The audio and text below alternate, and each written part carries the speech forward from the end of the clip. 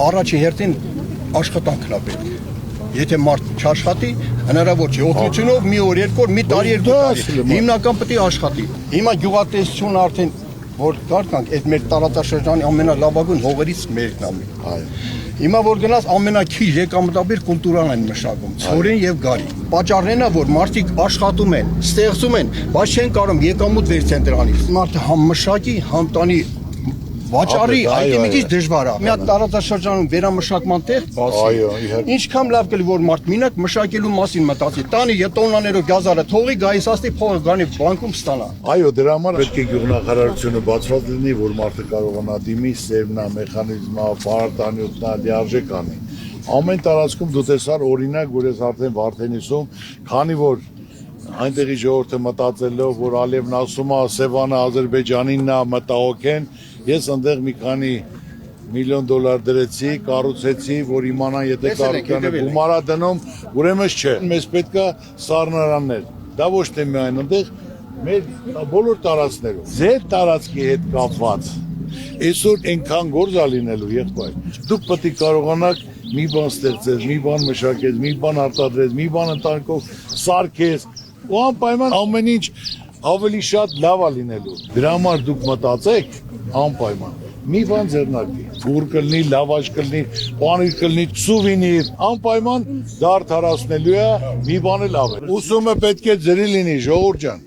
Եթե մարդը չի կարող իր երեխու ուսման վճարի սովորելու, այդ մարդի կյանքից մի 5 տարի պակասում է, որ ինքը չկարողացավ իր երեխու հարցը կարգավորել։ Թոշակները 10,000 դրամ ավելացավ, լավ 25-ը դարավ 35։ Պետք է գազի փողը մուծես, դուսի փողը մուծես, ջրի փողը մուծես, գույք հարկը վճարես, հələ պետք է դրանով ապրես, հələ ասում են կարած Եգիպտոս էլ գնաս այդ 10,000 դրամ։ Ամեն հանդիպման ասում են, բայց ոնց որ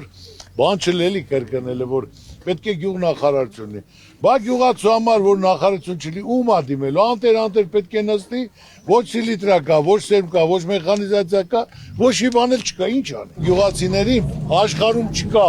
25% վարկ, կա 0%, կա ամենաշատը 2%։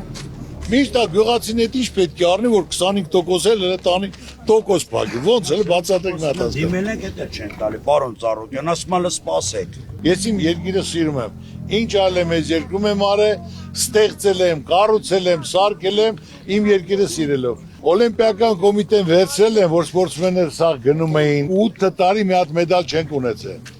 Գումարներ եմ դրել, կառուցել եմ, սարքել եմ, տրամադրել եմ, թոշակներ եմ տվել, մեքենաներ եմ տվել, ամեն ինչ գույք եմ տվել, արել եմ եւ մյուս օլիմպիական արդեն 6 հատ մեդալ ենք ունեցել։ Այսօր միայն մեր երկրում հպարտությունը, հաղթանակը սպորտն է։ Մարզիկներին այն ժամանակ պետական թոշակ չկար, ես իմ անձնական գումարներից նշանակել էինք 100,000, 300,000, 500,000, 1 միլիոն, միլիոն ու կես կապ չի ունեցել կուսակցական պատկանելությունը։ Բաժանորդագրվեք Արմաթ մեդիայի ալիքներին սոցցանցերում, հետևեք մեզ նաև Armat Media AM կայքում։